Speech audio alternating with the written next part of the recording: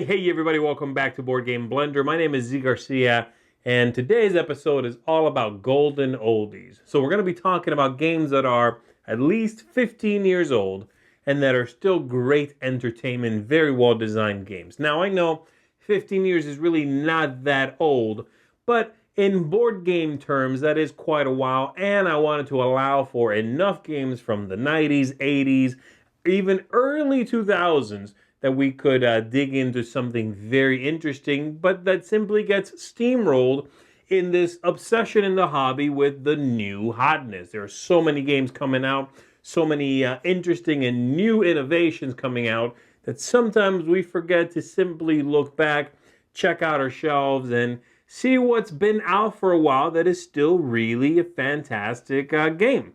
So that's what we're talking about today. I hope you find at least one new game that maybe you've forgotten about yourself, or one that maybe was never on your radar, and go out there, try to find a copy, and enjoy it yourself. All right? So, thanks for tuning in. As always, let's kick it off.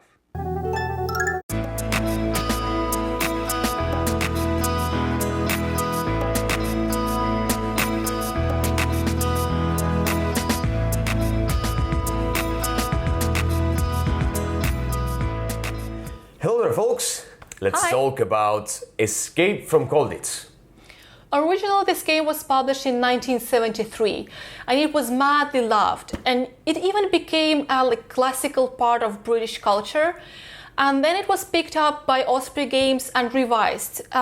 We have to mention here is that Osprey Games did a huge work on reviewing rules to make it more appealing to modern gamer, and they actually did that with great care for those who love the classic by adding pieces like that. Yeah, and components such as just great. And a history book, so it is definitely huge work. Mechanics themselves are extremely simple. It's a roll and move game in its core. One player is playing security, and other players are prisoners trying to escape from a castle of Oldies. So you are rolling dice, you are playing cards, gathering equipment, and you just try to escape with two of your pawns. This game starts slowly when prisoners are walking around, gathering their equipment, and meantime guard feels that everything is perfectly under control. While prisoners themselves feel like it's so hard to escape, it's so hard to get your pawns into right positions in order to get this equipment, get behind the wall and into the free land. It just feels desperate, you know? I have everything under control. They don't stand a chance. Nope. I just don't see any opportunity to escape. I have lost this battle, I think. I'm done. But when at least one of the pawns escapes, it doesn't matter if it's your color or any other color, everyone cheers up. It's a big boost for the players, for the prisoners, and you feel like tension builds up, and there's a hope that rises, in my opinion. Yes, and for Guard as well. Guard will start seeing that there's some groups are forming on the board and some plans that are about to happen, but he just doesn't understand when, how, and who is gonna do stuff, and you're panicking slightly.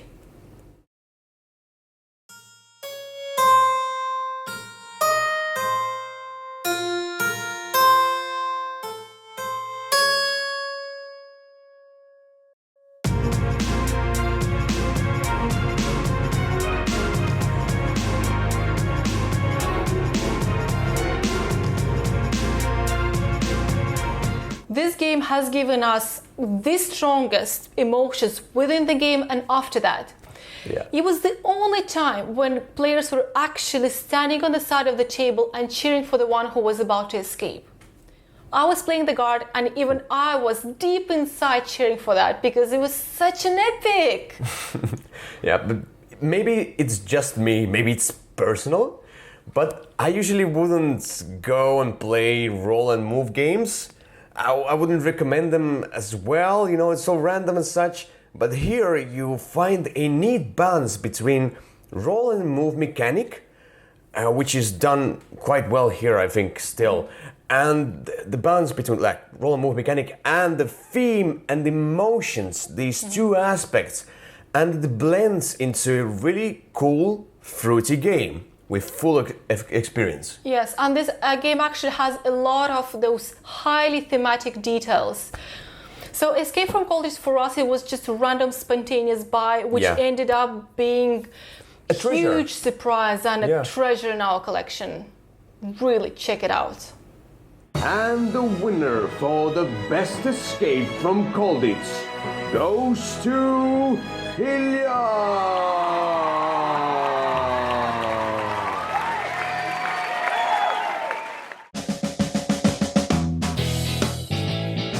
Hello friends of the blend, and welcome back to Retro Board Game Corner. Today's theme is Golden Oldies. I could have picked any game from my collection and it would have been okay, but I really thought long and hard on what game might still be relevant today. And here I have Pokemon Master Trainer, published in 1999 by Milton Bradley. This is a 2 to 6 player game in which you are Pokemon trainers trying to catch Pokemon and train them to become stronger to defeat the final boss. Let me set this up and show you how it works. So this is what the game board will look like set up. The first thing you need to do is shuffle all the Pokemon chips there and put one in each spot face down. Here's the red, pink, green, blue, and so on. The next thing you'll do is pick a pawn, any color you want, and a starting Pokemon. Now the object of the game is to make your way around the board, catching Pokemon, training them to get them stronger so you can come here to Indigo Plateau and beat the final boss. Now the only way that you can reach or enter Indigo Plateau is if you have 20 points worth of Pokemon, and each Pokemon has a different value right here on their chip. Now to move, you're going to roll one 6-sided dice and move that many spaces. Now there are several different spaces. There's a catch 'em space here where when you land on it, you just flip over the tile and try to capture the Pokemon. Now, for example, this Nidoran, you'll need a 3, 4, or 5 to capture them on a 6-sided dice. If you are successful, that Pokemon becomes part of your team. And then what you do with that empty space is just replace it with another Pokemon face down. Now, in the event that you don't capture them, on your next turn, you still have to move away from the square, but you can always go back to it at any time to try to capture them again. Now, if you land on a city, you just draw 2 item cards. Item cards will be like Pokeballs, potions, move to any space. You just follow the directions on the card. Now, there's also spaces say draw an event card. Again, with the event cards, you just follow what it says on the event card when you use it. Now, if you land on the same space as another player, you can do 2 things. You can either trade Pokemon, and trading, you can trade anything. Pokemon, item cards, event cards. You just have to come to a consensus on what you're going to trade. Or you can fight the other player using one of your Pokemon. Now, to battle another Pokemon, when you're at the same space here, each Pokemon has attack. Like, for example, this says Horn Attack 3. So the base number is 3. You're going to also roll a 6-sided dice, add that to the base number, and then any item cards that give you bonuses, you will play that as well. Highest amount wins, and the loser's Pokemon is knocked out. Now, when your Pokemon is knocked out, you cannot use that Pokemon anymore, and there's several places along the game board where you can go and land there and revive your Pokemon. So again, after you have 20 points worth of Pokemon on your team, and you've made it all the way around the board here to Cinnabar Island, you can go ahead and enter Indigo Plateau to try to defeat one of these bosses. Now, these bosses are pretty strong. They have a lot of special attacks, and if you go ahead and knock one of these guys out, you win the game. Now, the reason why I think this game is still relevant today is because the trading card game has been going strong for the past 21 years. The video game is still being produced, and heck, they even reprinted this game with some of the newer Pokemon. This just focuses on the original 150, but now there is 801 Pokemon out there. Well, that's all the time I have for now. May your rolls be high.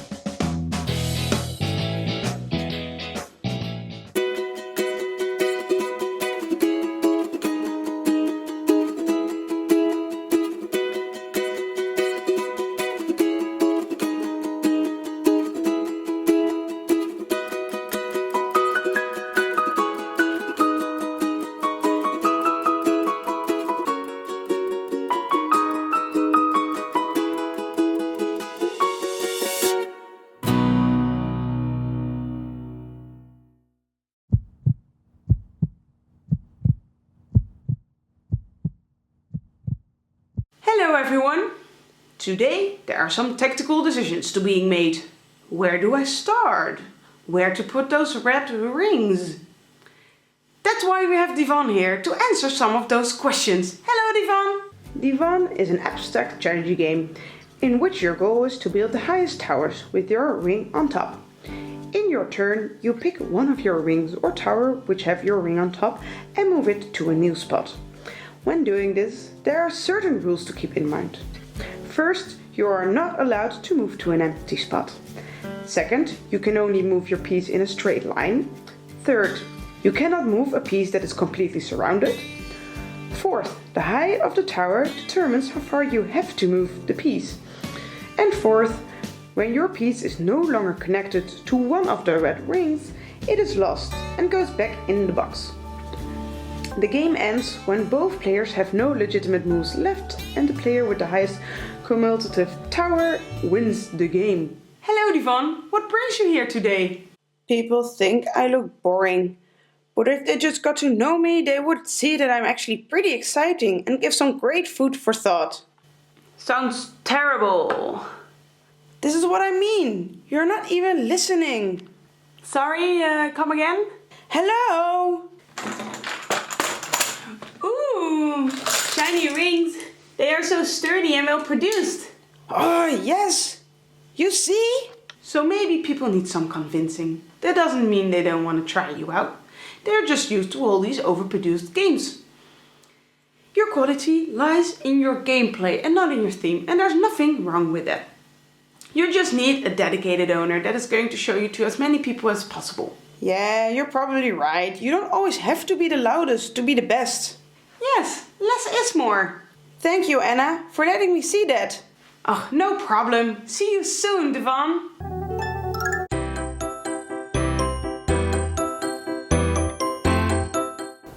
Hello, welcome to Boards and Crafts, a place for quick tutorials with snacks and crafts inspired from games, for games, and all about board games. I thought it would be fun to create a craft inspired by a board game that I have loved and that has been around for a long time, and that would be Clue. So join me today as we create some magnets inspired by the game.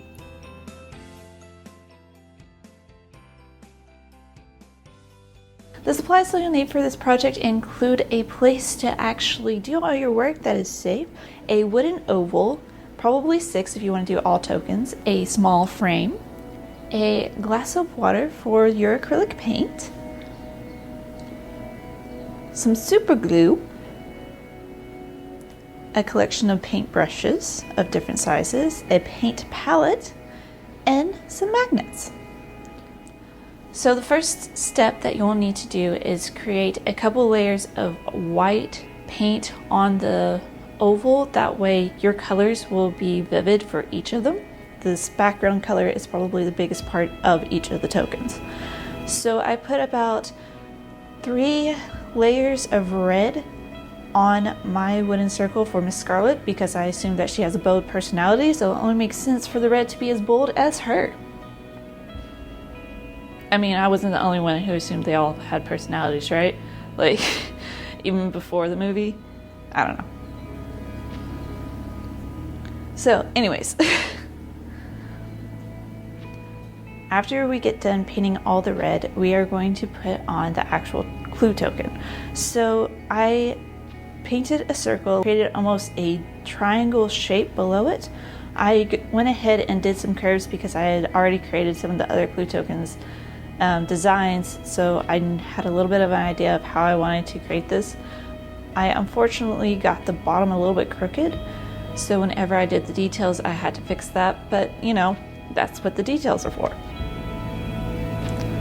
And so yes, the details. So you're going to want to put a red line underneath the circle of the token in order for that to stand out, and then you put a line at the bottom. So now we are at the easiest part, I think, which is putting super glue onto the frame and lining up the clue token to where it is in the center of the frame and pushing down and making sure that they bond really fantastically. So you'll flip that over and you will put on your magnets. You can put on just one, but since these are semi-big, I decided to put on 2. because I want to make sure that these are actually going to be useful and not just for decoration. And there you have it. If you guys have any ideas for tasty treats or creative crafts inspired by any of the board games that you have played recently or any of the board games mentioned in this video, comment below or tweet them at me at ArtsyRobot. Thank you guys so much for watching, and I hope that you have a mysterious weekend. Bye!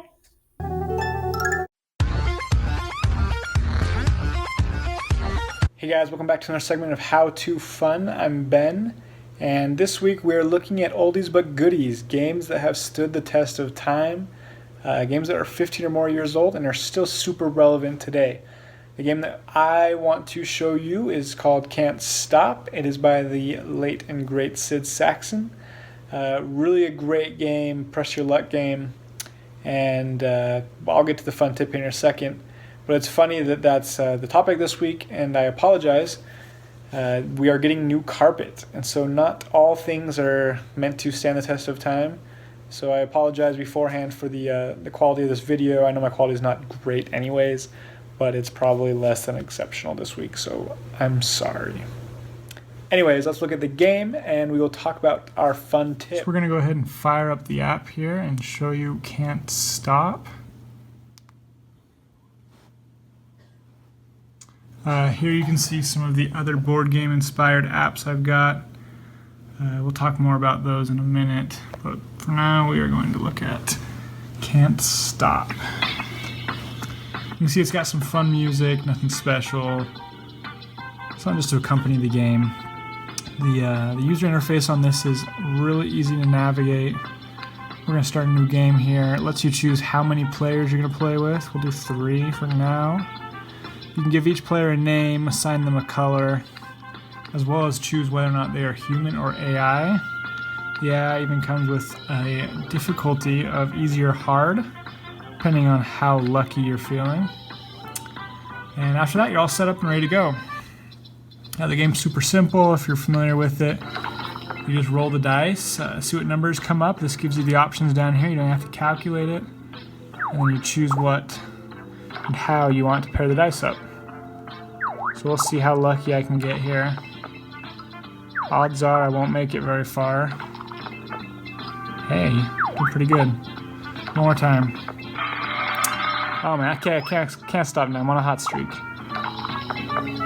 Okay, guys, this is unbelievable. Never before have I made it that far. Okay, so you choose when you want to stop. We'll let my wife have her turn. See what she can do.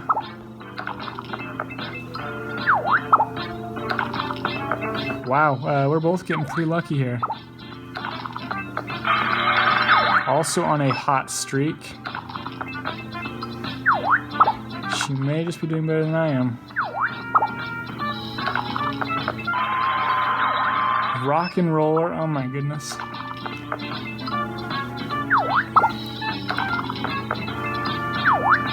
Guys, she might just make it to the top on one turn. Okay, there you go. When sometimes you get too greedy and you fail. Now the AI is going to take a turn real quick. And that's pretty much it. That's how you play Can't Stop on the app. Let's go ahead and talk about the game and why we enjoy it so much. So there you saw Can't Stop being played on my iPad.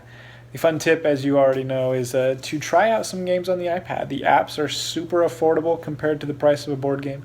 I believe Can't Stop retails for $40, and I got the app for it's either $5 or maybe I got it on sale for like $2. So totally worth it. You also saw I have a couple other apps. I think some of my favorites are Star Realms and Cthulhu Realms. I don't know if you saw, I have Le Havre and Tigris and Euphrates. But for some reason, those games, the bigger, heavier strategy games, just you lose something. They're not as enjoyable to me on the app. It's the simpler games that really shine. And that's why I like Can't Stop so much on the app. And it's a great game. And I really don't think you're missing much by playing it on the app. Rather than throwing dice, you're hitting a button. But the tension is still the same. And it may even be more tempting, more enticing to keep going because all you gotta do is tap the screen. You know, it's not like picking up a handful of dice. It's super easy to just keep going and hoping that you don't bust. But anyways, check out some board game apps. They're cheap, they're portable, and they're still fun. But anyways, thanks for watching, and keep having fun playing games, and we'll see you next time. Yep, bye.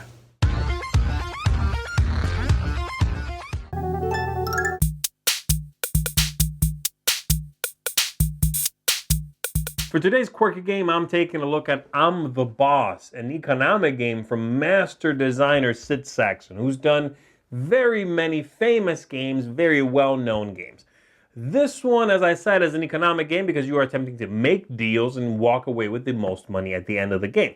Now, these kinds of games, the wheeling and dealing, bartering kind of games, tend to fall into two categories. On the one hand, you've got the I'll trade you this for that, and then you say, no, how about two of this for that? And then I say, well, how about that and a coin? And then you go, no, I'm going to go deal with this person over here. And they start the back and forth. And while that's interesting and has a lot of player interaction, the games tend to be very slow, very procedural. And I don't really like that style of game. I'm thinking here of games like Genoa.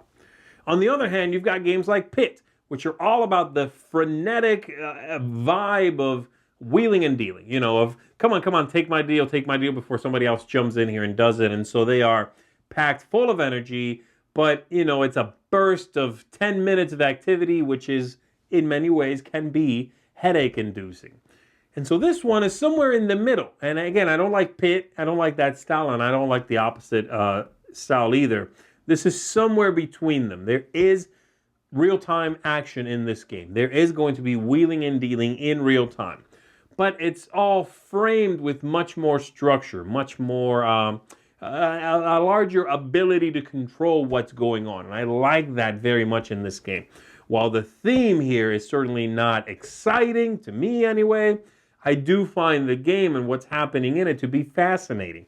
You are going to have a large board with a bunch of deals all around the outside here. You're going to roll it down, you're going to land on one, and you're going to figure out what you need. So, for example, looking at this one, we need 3 investors. This will give us 4 shares. How much money each one is goes up throughout the game. So let's say each share is $3 million, okay? And so there's that much money to divvy up. You need 3 investors, and they tell you down here which ones could possibly partake of this deal.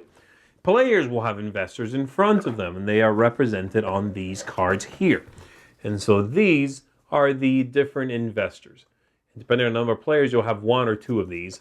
And then you start dealing with the people that have those investors. So, I'll give you 1 whole share if you come and join my deal. And this is all happening in real time, trying to get people to work with you. However, wrapped around all of that is action cards and cards you can play to mess with what's going on. So let's say that I need this character here, Stephanie Sachs. I need her to make a deal. But you're unhappy with that because you're not part of this deal. Well, you can play a card and send her on a trip. She is now not available. And you can then, boom, immediately pull out a relative of hers who can stand in for her. Now you can be part of the deal, right? So that's one thing you can do. You can play 3 cards of this kind here and steal an investor from someone. Now they're just working for me. You want to make that deal, you come talk to me. And I want more money than the last player. You can play this card, the I'm the Boss card. If you play this, now you're the one leading the wheeling and dealing. And everyone's got to come deal with you.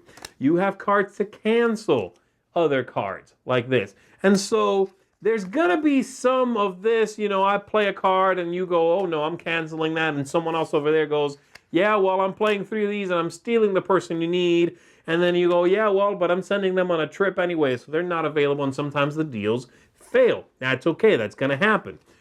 But once that's done, you then calmly grab the money, which is really nice card money, divvy it out, and it's the next player's turn to roll the die, move along the board, pick a new deal, attempt to get some money. And I like the balance between those two things. The cards, these action cards, are restrained. And by that I mean there are not so many kinds that you are going to, when someone plays a card, have to stop and figure out what it means.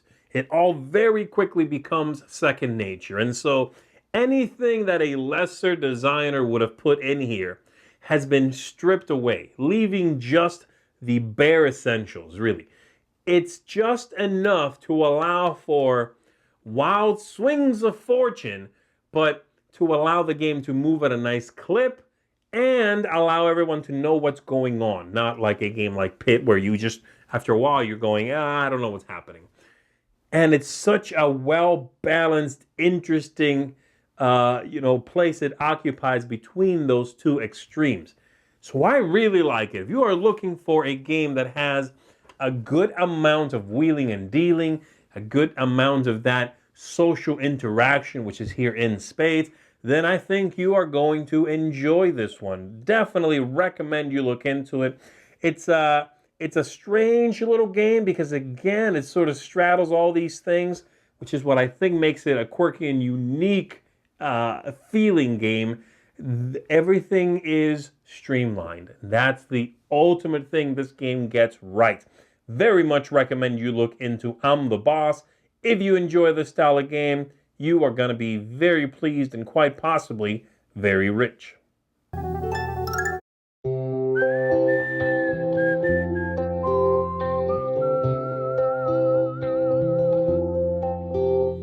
Remember the time meeples were pawns. Remember the time when art was choosing the font.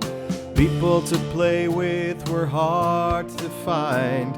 Every game had dice and paper money was fine. Remember the time when you blinged a game out with a couple of stones or colored glass.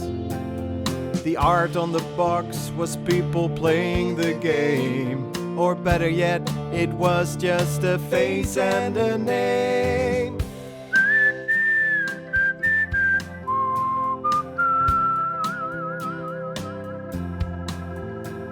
Remember the time where every dice was excited and you were the only one who got excited when a German expansion arrived at the door. But then it remained unplayed in a drawer. Remember the time you had wooden components. Remember the time you beat all your opponents. Also a time that Kickstarter did not exist, so there were no exclusives you missed. Your collection was small. No Galax at IKEA. No Dice Tower at all. Don't vassal in Korea. You had to try out each game for yourself and ended up with crappy games on your shelf.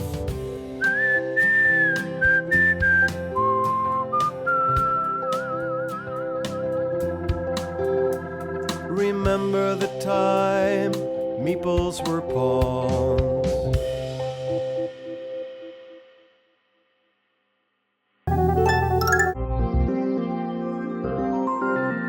Hey everyone, it's Nerd E here, and on today's episode of Who Am I, we're of course looking at games that are a bit older, have been around for a while, and I thought of nothing better than the classic game from good old Uwe Rosenberg, Bonanza.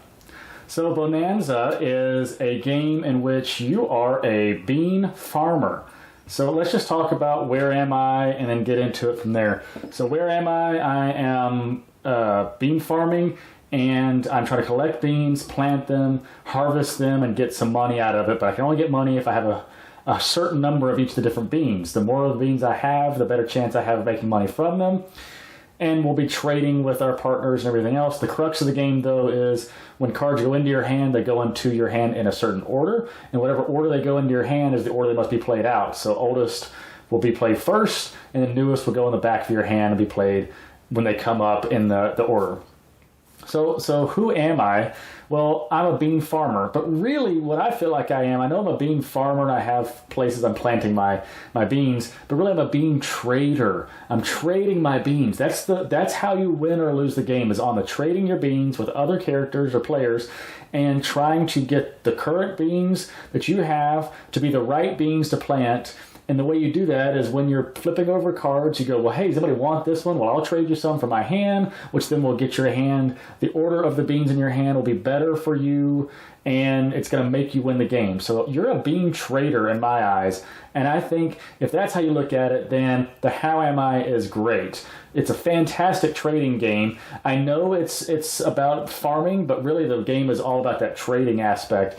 And if you look at it as a bean trader, you can't get anything better than that. It's a great classic game. You need to know how to play this game. If you haven't played before, pick it up. It's probably cheap. There's 1,000, a billion expansions and versions and everything else.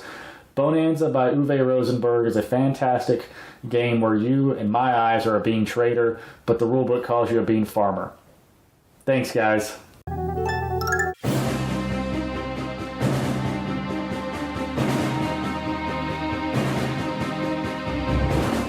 Howdy folks, Rebecca and Hunter here from Player Showdown, and this week we are bringing to you Survive, Escape from Atlantis. Our copy of Survive is the 30th anniversary edition. That should tell you how old this game is. In fact, it came out in the way back time of 1982. Survive is a game of take-thatness that is cruel and evil. Let's take a closer look.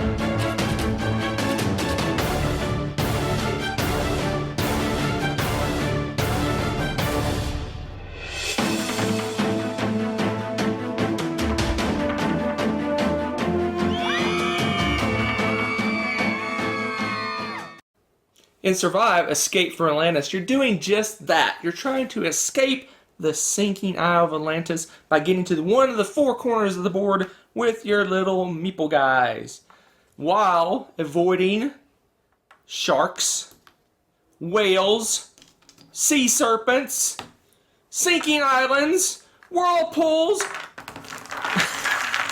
that are thrown at you by your enemies. The person that gets the most meeples off the board wins, sort of. On the bottom of your meeples are points. So you add up the points of the meeples you get off the board. The trick is, once you put the meeples down, you don't get to look at the points underneath them again.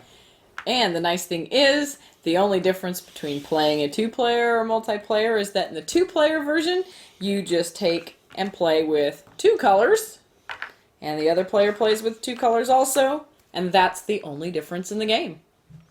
Survive is not for everyone. This game is mean. I would almost even say brutal.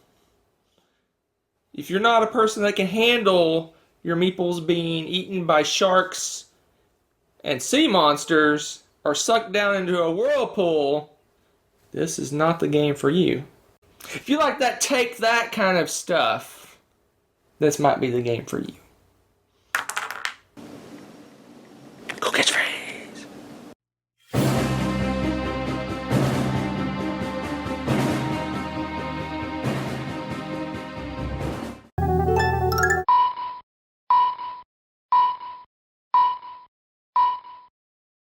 For today's game Under the Radar, I'm taking a look at Timbuktu here from designer Dirkhan. Dirkhan's a very well-known designer. He's done some very popular games like Shogun, like Alhambra. And Timbuktu here is a game from the early 90s that has gotten some attention. Some people are aware of it, but I think it does not get enough attention for what it is. Timbuktu is a deduction game, largely. And deduction games, it seems to me, are still very much the genre that is stuck in the past the most. Most games with a deduction feel to them are based on clue. They have the whodunit thing. They have information that you are trying to suss out and finally solve that one big puzzle. If you get it, boom, you win. There's no scoring or anything. If you mess up, you're out. You sit there to answer other people's questions, right? And again, most games of this kind still do all those things. Timbuktu is different in many ways. Yes, there's still information you're trying to suss out. Yes, players still have a piece of what needs to be answered, but the game's not a single large puzzle. Let me not get ahead of myself here. I'll come back to that point in just a second. Here's what's going on in the game. Each player has a caravan of camels, and you have a board in front of you that you are going to fill in with some goods. Each camel has several different goods. And then you're going to be taking those camels through the desert on these boards here. You're going to be populating these with your little camels, and here you have the little camels themselves. Aren't they cute? They got a little letter, they got your color. The idea is that you have some cards in your hand that tell you where thieves are going to strike. Where on the board, meaning what column here, what symbol, what spots on that column, and which goods they'll be stealing. So you know that. Everybody knows something that nobody else knows. And so you are attempting to watch what everyone else is doing and make sure that your camels end up in places where they will not be stolen from. And at the end of the game, if you have been able to salvage the most goods, you're going to get the highest score and win the game. So right there is one of the big differences as compared to most deduction games. You score in this game. Whoever has the highest score wins. The other big difference is that the game is not one large big puzzle that you have to figure out or else. It's many little puzzles. Each camel is its own puzzle. And then you don't play through a single one of these boards. You play through several of them placed together. And so if you really bomb on one round, you do terribly. Your camels get a bunch of things stolen from them. Then you can possibly come back and do better next round. And in fact, you're more likely to do better next round because your camels will not have those things that could be stolen again. You don't replenish them. You are now safer, right? Because those things are gone. And so the person who did better the first round must stay very alert, must keep very vigilant so that they are not stolen from. If you've never heard of it, if you enjoy deduction games, if you tend to find them a little bit samey, which I do sometimes, even though it's one of my favorite genres, then I would recommend you look into Timbuktu here. It truly offers something different, and I think, unfortunately, these days anyway, it seems to be flying under the radar. No one's paying attention to it anymore. No one seems to be playing it anymore. So go out there, try to get your hands on a copy, and I think you're going to enjoy it as well. That's it for me, Timbuktu. I'll see you next time. Hello, my name's Dan, and this is my board gaming time capsule.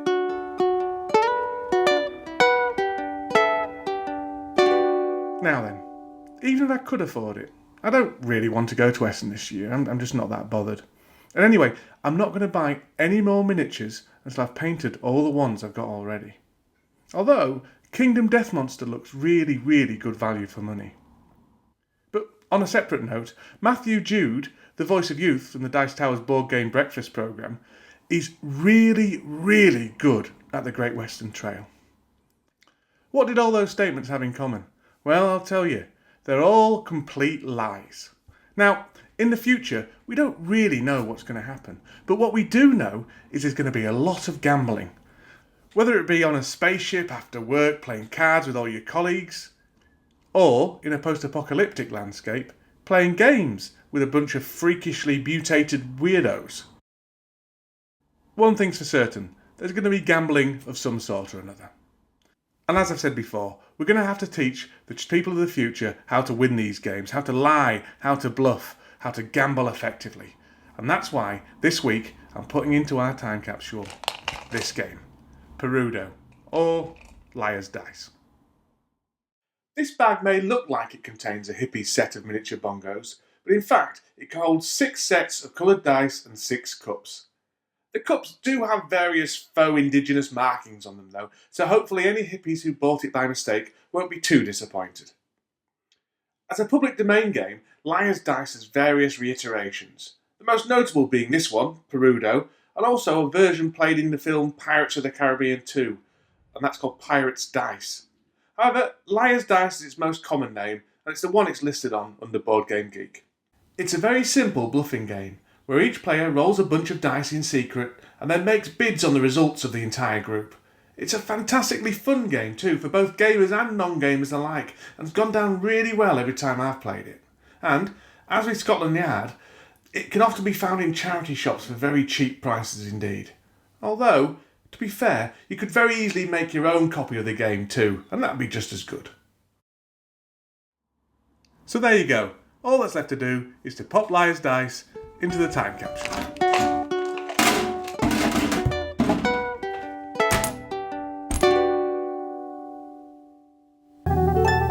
And that's going to do it for us, everybody. A big thanks to all my contributors. Big thanks to you for tuning in and being a part of our little Blender family.